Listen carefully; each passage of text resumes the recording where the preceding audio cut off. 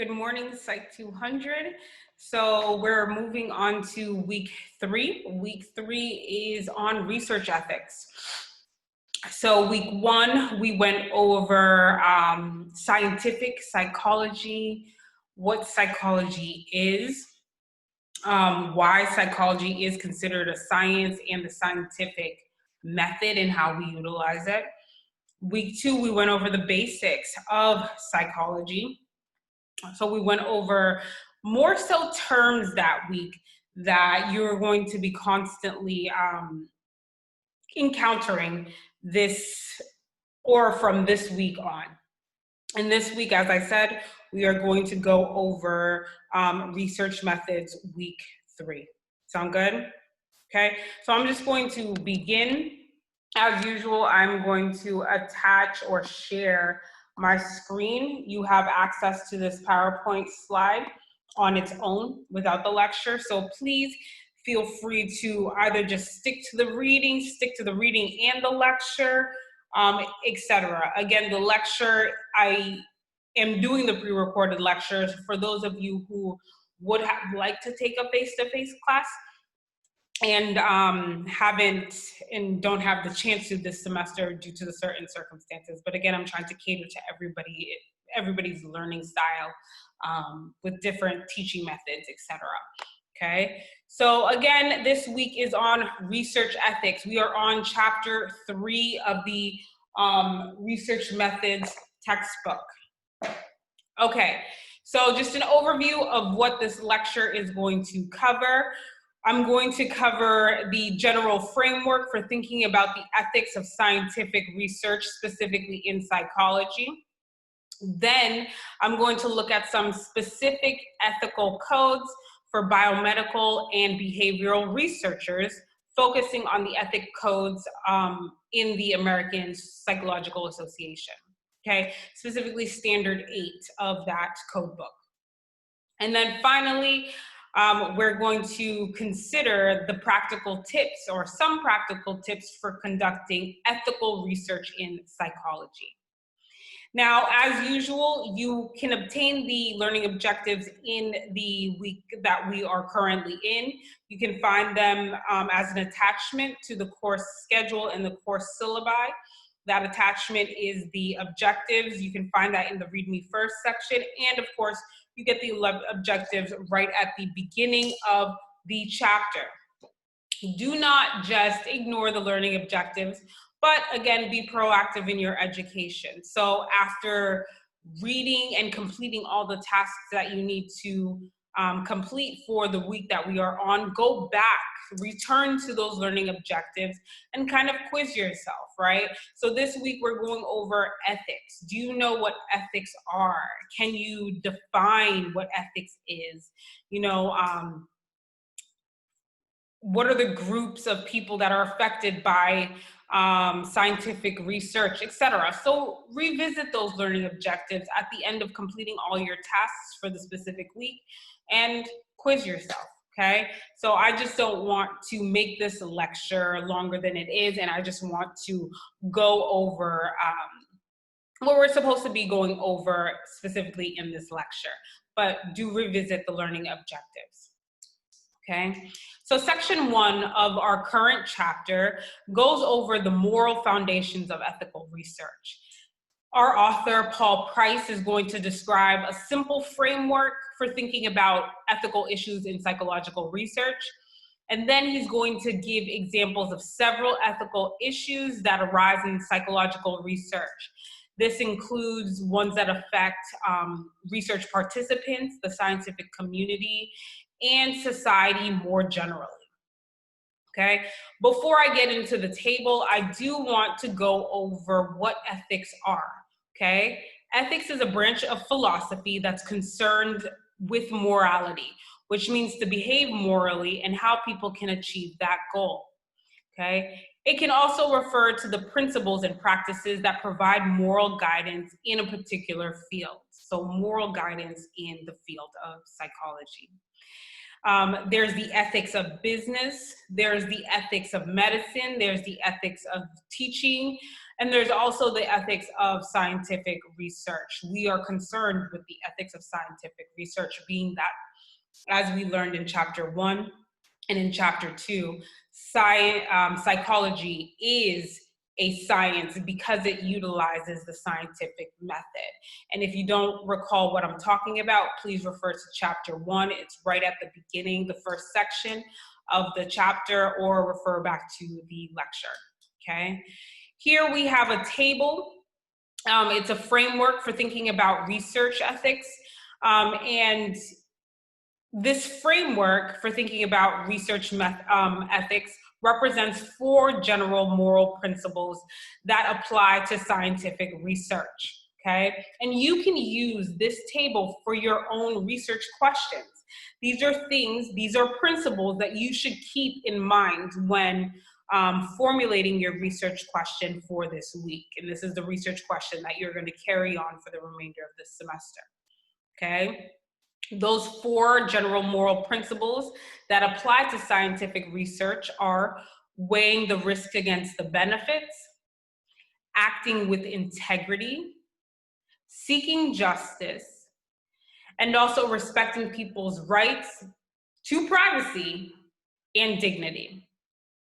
There are also 3 groups of people that we encounter on the table as well. The 3 groups of people that are affected by scientific research are the research participants, the scientific community, and again, society more generally, okay? I wanna go through each of the moral principles in depth, okay? So I wanna go through weighing the risks and benefits, what's that mean, what's that look like, and all of the other moral principles as well, okay? So scientific research in psychology can be ethical only if its risks are outweighed by its benefits, okay?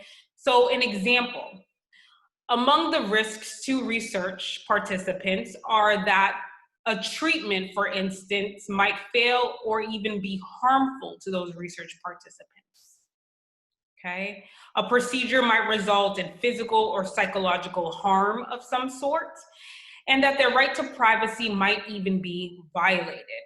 These are things to take into consideration, okay? Among the potential benefits, for example, are receiving a helpful treatment, learning about psychology, acquiring the satisfaction of contributing to scientific knowledge in some way, and receiving money, or even, as you students can sometimes, if you participate in research, receive course credit for participating, okay? The next moral principle that I want to go into is acting with responsibility and integrity, okay? Researchers must act with integrity. This means carrying out their research in a thorough and competent manner, meeting professional obligations, and being truthful. Acting with integrity is important because it promotes trust, which is essential, okay? It's an essential element of all effective human relationships. Acting with integrity, though, can also conflict with doing research that advances scientific knowledge, but acting with integrity can also benefit society, okay? Seeking justice is the next moral principle that I would like to go over. Researchers must conduct their research in a just manner. They should treat their participants fairly across the board.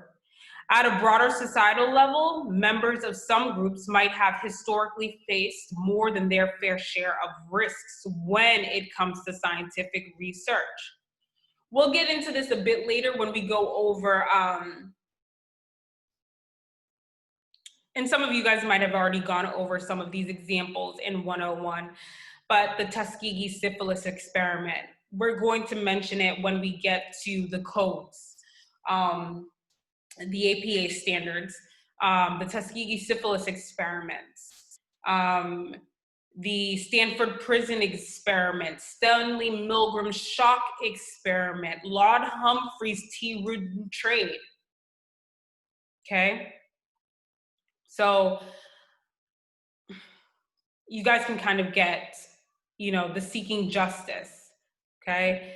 Some of these individuals who have been at risk when it comes to scientific research include those who are institutionalized, those who are disabled, those who belong to a racial and sometimes ethnic minority group, amongst many others. There are many sensitive populations, the young, certain people who have illnesses and, like the stigmatized illnesses. So I'm talking about still stigmatized illnesses such as HIV and AIDS.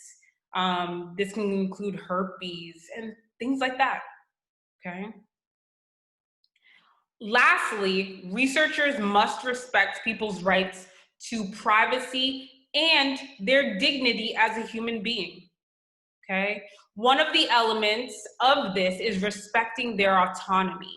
Now, what does that mean? Autonomy is their right to make their own choices and take their own actions, free from coercion, okay? Free from the coercion of a researcher. If I'm the researcher who is asking for participants, I cannot coerce these people into giving me the information, the data that they want, doing the things that I want them to do. Okay. Of fundamental importance here is the concept of informed consent.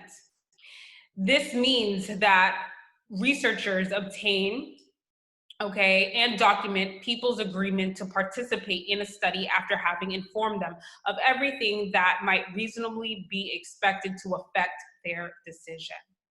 Another element of respecting people's rights and dignity is respecting their privacy. Their right to decide what information about them is shared with others. That means that researchers must maintain confidentiality, which is essentially an agreement not to disclose participants' personal information without their consent or some appropriate legal authorization. Okay? So, unavoidable, after listening to all of this, right? Unavoidable ethical conflict. Is it possible to avoid, ethical conflict? Okay? It might actually already be clear that ethical conflict in psychological research is unavoidable because there is little, if any, psychological research that is completely risk-free. There will almost always be conflict between the risks and the benefits. Okay? Of course, many conflicts are fairly easy to resolve. Nearly everyone would agree that deceiving research participants and then subjecting them to physical harm would not be justified by filling a small gap in research literature. Like, who would do that? Okay, you shouldn't be a person that wants to do that. The point here, though, is that although we may never be able to eliminate ethical conflict completely, we can still deal with it in reasonable and constructive ways. Okay. So just before we move on to section 2 of the chapter, I just want you guys to make sure you take these takeaways from after reading section 1, right? Again, there's a wide variety of ethical issues that arise in psychological research.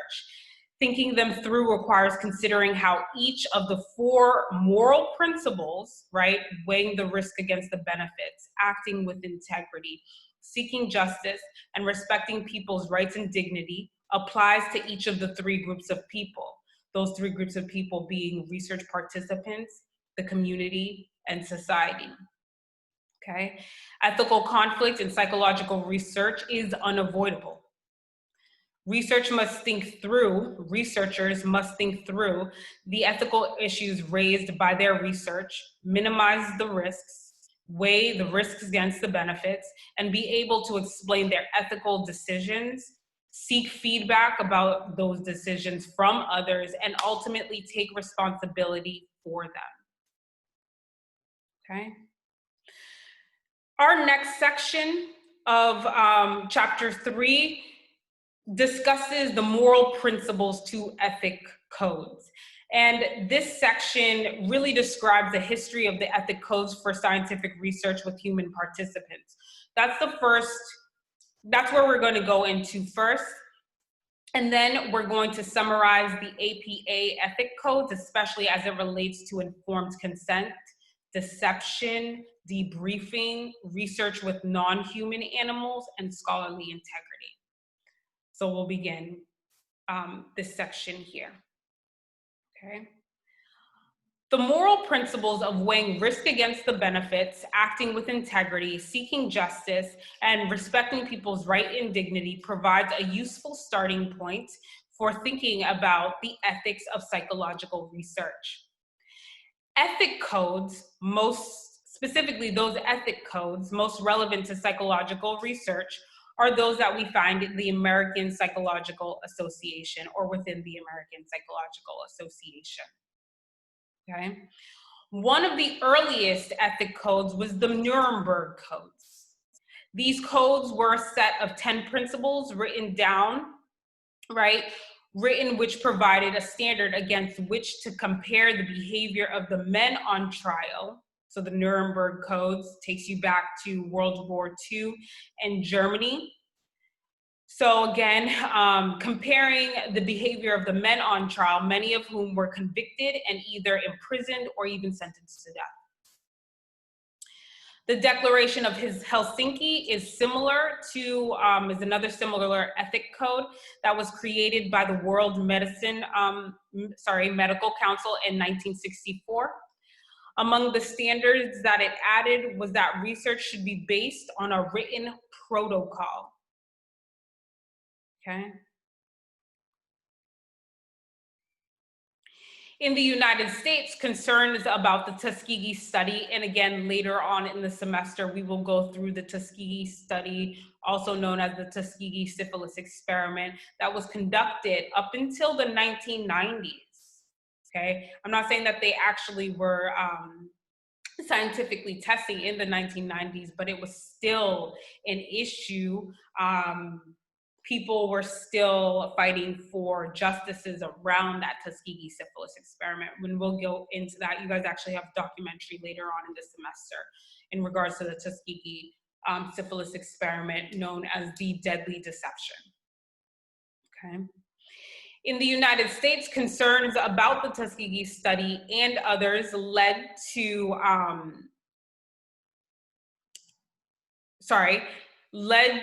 the publication in 1978 of a set of federal guidelines called the Belmont Report. The Belmont Report became the basis of a set of laws. These laws are known as the Federal Policy for the Protection of Human Subjects that apply to research conducted, supported, or regulated by the federal government. Okay. An extremely important part of these regulations is that universities, hospitals, and other institutions that receive support from the federal government must establish institutional review boards, the acronym IRBs, okay, which is a committee that is responsible for reviewing research protocols for potential ethical issues. Okay, one thing that I will say is that although research may be found to be exempt from, ethical, serious ethical issues, it still must go through the IRB process, no matter how simple, how non-risky those pieces of research are. Now, the scrutiny of those research projects are different. Okay, so the federal regulation also distinguishes research that poses 3 levels of risk. Okay, exempt research, there's minimal risk research, and there's also at-risk research. Okay, so again, it must go, your research protocol, so pretend your proposed research projects all need to go and be submitted to an IRB review committee, okay? they will classify, not only do you have to be truthful, right? I'm classifying this as, minimal risk research. I actually think this might be exempt. This one might be at risk. They're going to review it and make sure that, yes, this is exempt research. This person is just collecting secondary data. It's not going to harm anyone. This is exempt. This person can start their project right away. On the other hand, at risk and minimal risk research, you are going to have to really be thorough, be truthful, and again, pass that IRB process. Okay, they are going to scrutinize that research project just to make sure it's not harming certain populations. Okay, you're not, that you're going to keep people's privacy, make sure that their dignity is intact, etc. But let's go through the 3 levels of risk, okay? The first one, exempt research. This includes research on the effectiveness of normal educational activities, the use of standard psychological measures and surveys of non-sensitive nature that are administered in ways that maintain confidentiality, and research using existing data from public sources that you could simply data that you could just collect online. Okay, FBI.gov, things like that. Okay. Minimal risk research exposes participants to risks that are no greater than those encountered by healthy people in daily life or during routine physical or psychological examinations. Lastly, at-risk research poses greater than minimal risk and must be reviewed, like scrutinized, by the IRB. Okay. The American Psychological Association's Ethic Principles of Psychologists and Code of Conduct, also known as APA Ethics Code, was first published in 1953. It includes about 150 specific ethical standards that psychologists and their students are expected to follow. For our purposes, specifically in this psychology class, the most relevant part is Standard 8. Standard 8 goes over research and publications, okay, that one should consider some of the most important aspects.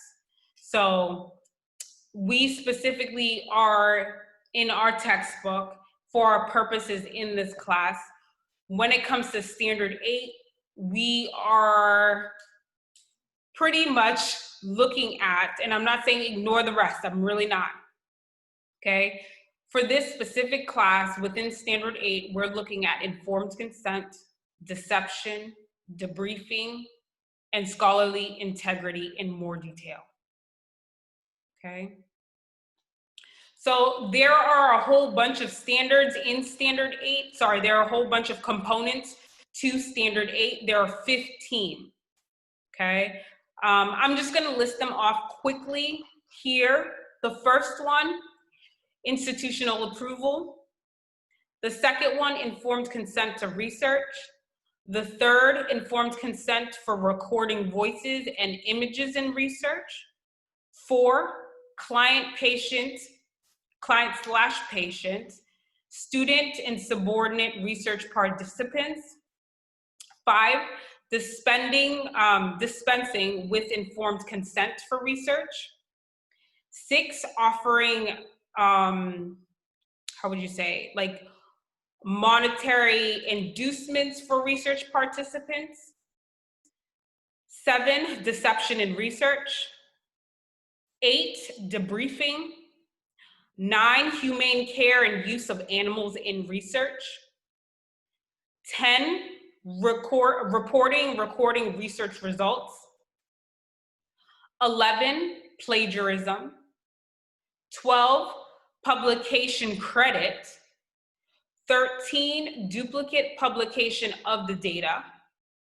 14, sharing research data for verification. And 15, reviewers, okay?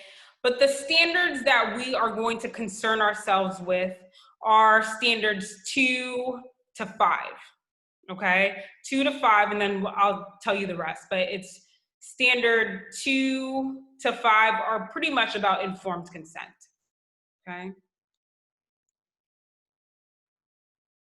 So let's go on to the most important aspects of the standards. Let's start off with informed consent, okay? Although there's a process of obtaining informed consent, often that involves having participants read and sign consent forms, it's important to understand that this is not all that there is to informed consent. Informed consent means obtaining and documented people's agreement to participate in a study, having informed them of everything that might reasonably be expected to affect their decision. This can include details of the procedures, the risks and the benefits of the research, etc. Okay. Participants have the right to decline to participate or to withdraw from the study altogether. The consequences of doing so and any legal limits to confidentiality, also they have the right to. For example, some states require researchers who learn of child abuse during the study or other crimes that they are aware of during the study to report this information to authorities, okay? So I, as a researcher, although I have informed consent with this person, once I'm aware of a crime, once I'm aware of maybe potential, abuse of a child, abuse of a person, this thing can no longer be confidential. I have to report it to authorities, okay? Although the process of obtaining informed consent often involves having participants read and sign a consent form, it's important to understand again that this is not all that there is, as I said, okay? Although having participants read and sign that consent form again might be enough when they are competent adults, okay? Many participants do not actually read the consent form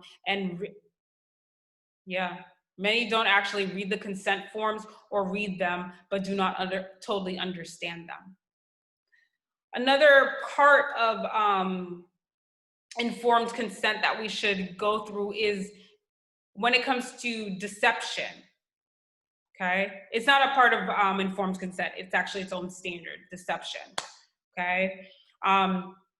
Deception of participants in psychological research can take a variety of forms. It could be misinforming participants about the purpose of the study, using Confederates, using phony equipment like the Milgram shock generator, presenting participants with false feedback about their performance. So, for example, telling them they did poorly on a test when in actuality they did well, okay? Deception also includes not informing participants of the full design or the true purpose of the research, even if they are not actively misinformed. Note, however, that the APA Ethics Code takes more of a moderate approach, allowing deception when the benefits of the study outweigh the risks.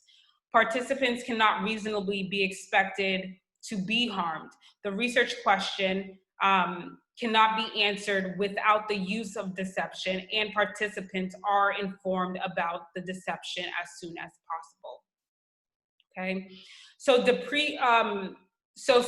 informed consent is part 2 of Standard 8. Deception is part 5 of Standard 8. Okay. Part 6 of Standard 8 is about debriefing. Okay.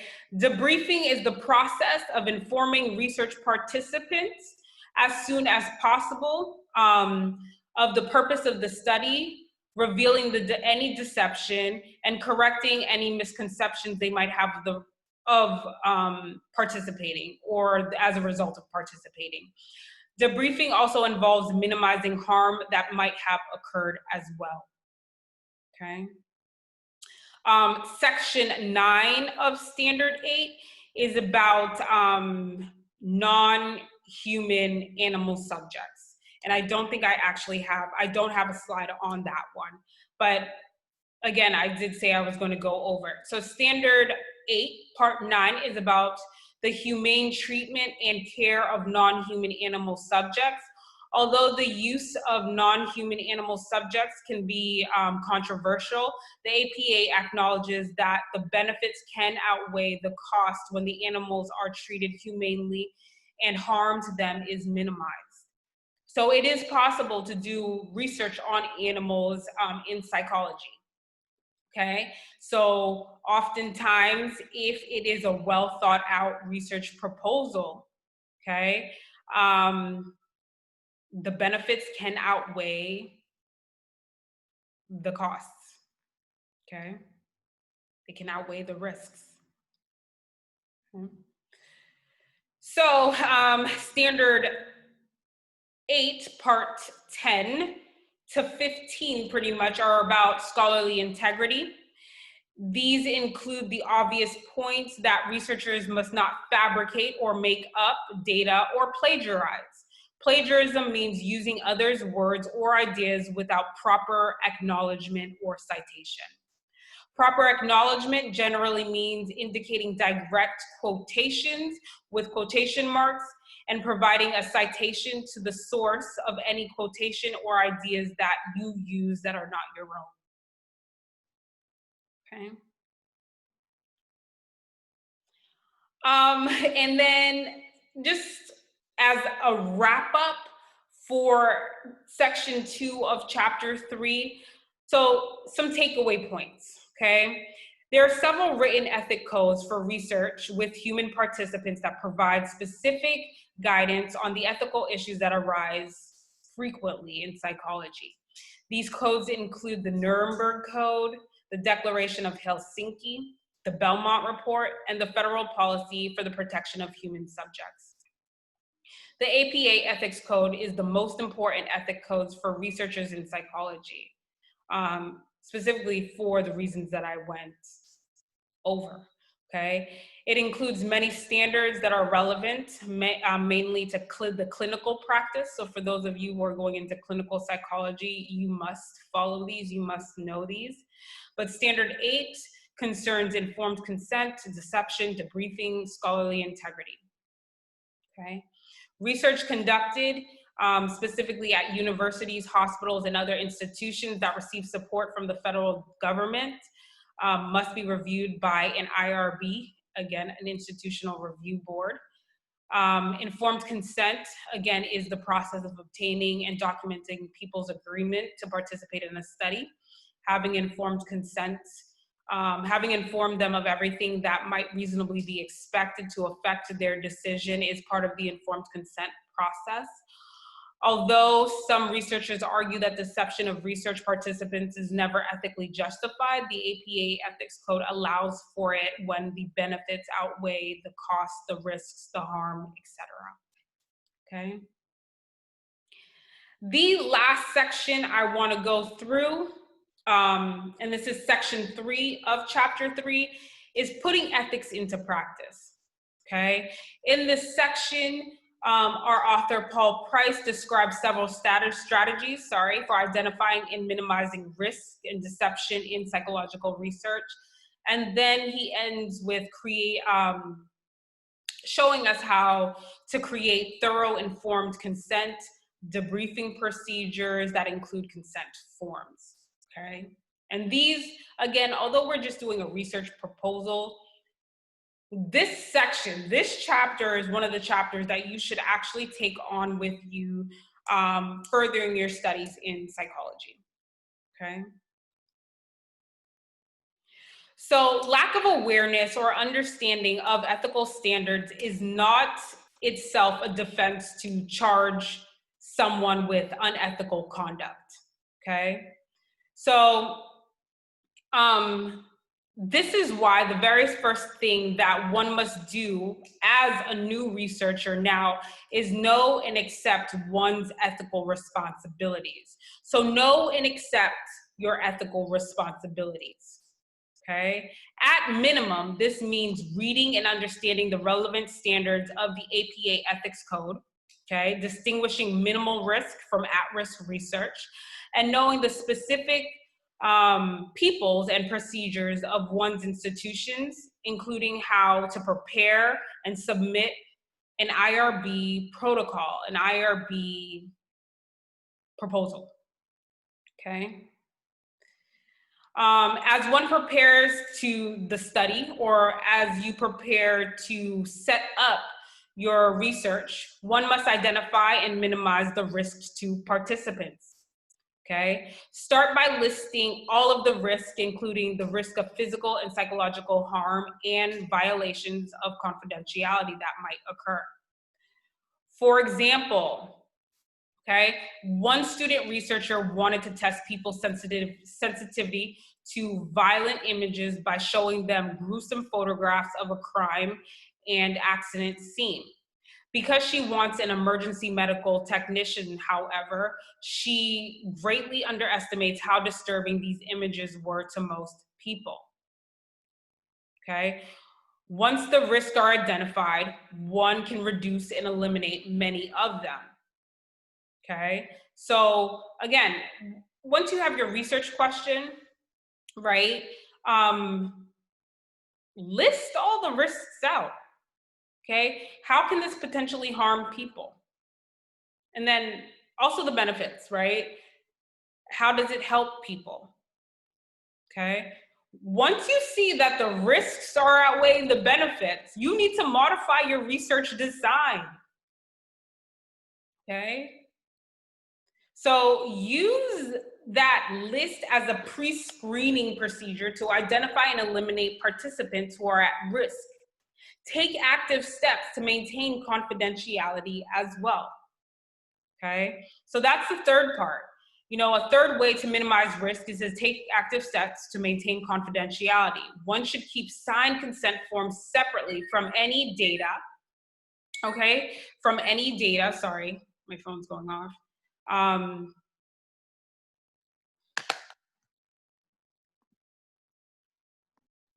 So I'm back, there's a slight pause.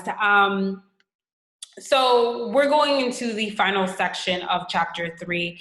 It's about putting ethics into practice.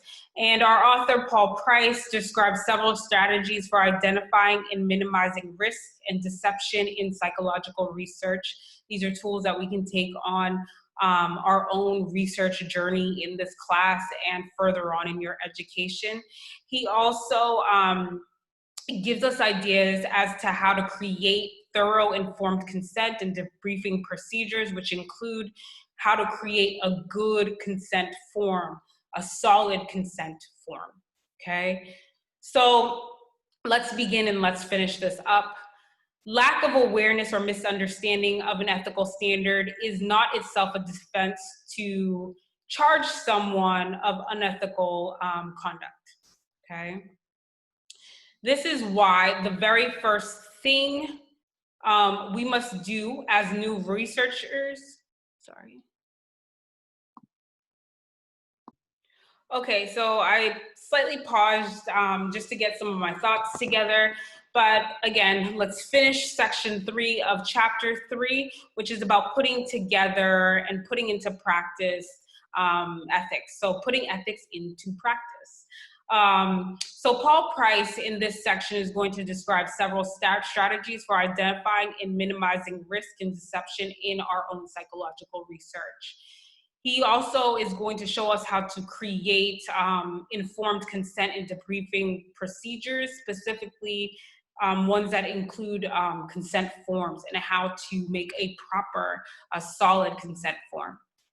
Okay, so let's begin. Okay, lack of awareness or misunderstanding of an ethical standard is not itself a defense to a charge of unethical conduct. Okay, this is why the very first thing that one must do as a new researcher is know and accept one's ethical responsibilities right off the bat.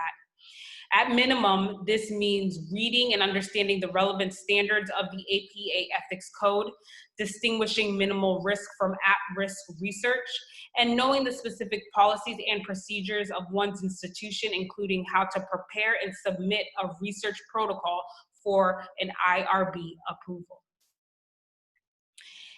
As one prepares to study, as you prepare to get your research together, you need to identify and minimize the risk to the participants, okay? Start by listing all of the risks, including risk of physical and psychological harm and violation of any confidentiality that may happen, okay?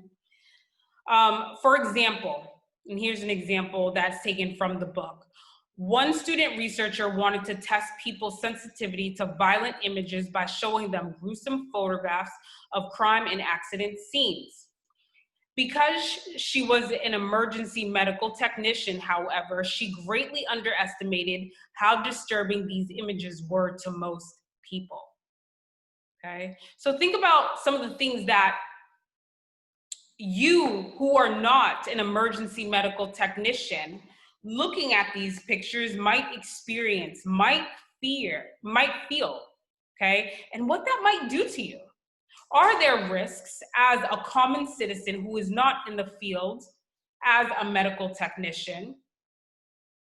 Are there any risks that you might face when you see these gruesome images? Okay? Once the risks are identified, one can often reduce or eliminate many of them. One way is to modify the research design, okay? A second way to minimize risk is to use a pre-screening procedure to identify and eliminate participants who are at high risk. This can be done through the informed consent process. Pre-screening can also involve collecting data to identify and eliminate participants also. A third way to minimize risk is to take active steps to maintain confidentiality. One should keep signed consent forms separately from any data that one collects in such a way that no individual's name can be linked to his or her data. So you need to somehow code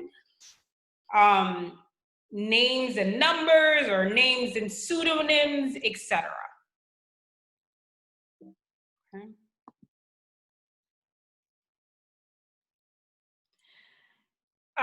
Going on to our discussion slightly more so about deception, okay? Deception can take a variety of forms as we discussed in section 2, not all of which involve actively misleading participants. It is also deceptive to allow participants to make incorrect assumptions. So for example, about, like an example is using memory tests, right? About what will be on a memory test would be an example of something that might be slightly misleading, or simply withholding information about the full design or purpose of the study. It's best to identify and minimize all forms of deceptions overall, okay? Once the risk of the research has been identified and minimized, one needs to weigh them against the specific benefits. This requires identifying all the benefits to the research participant, to the science community, as well as to the society overall. Okay.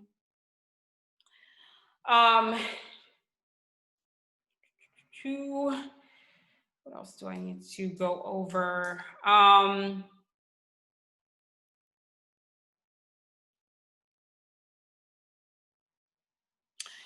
Also, a thing to consider is once research design is finalized, once research design is finalized, one needs to create an informed consent and debriefing procedure as well. Start by deciding whether informed consent is necessary according to the APA ethics standard.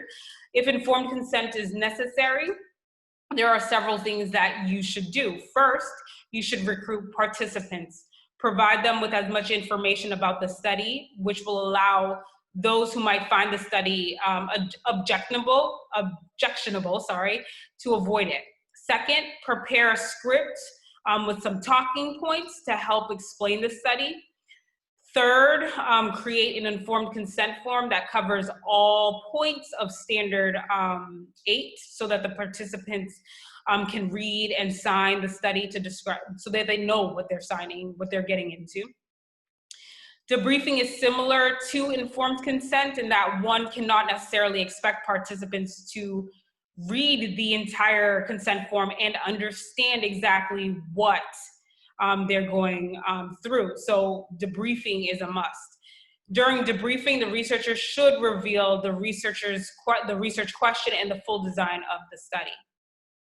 Okay. The next step is to get institutional approval for the research based on the specific policies and procedures.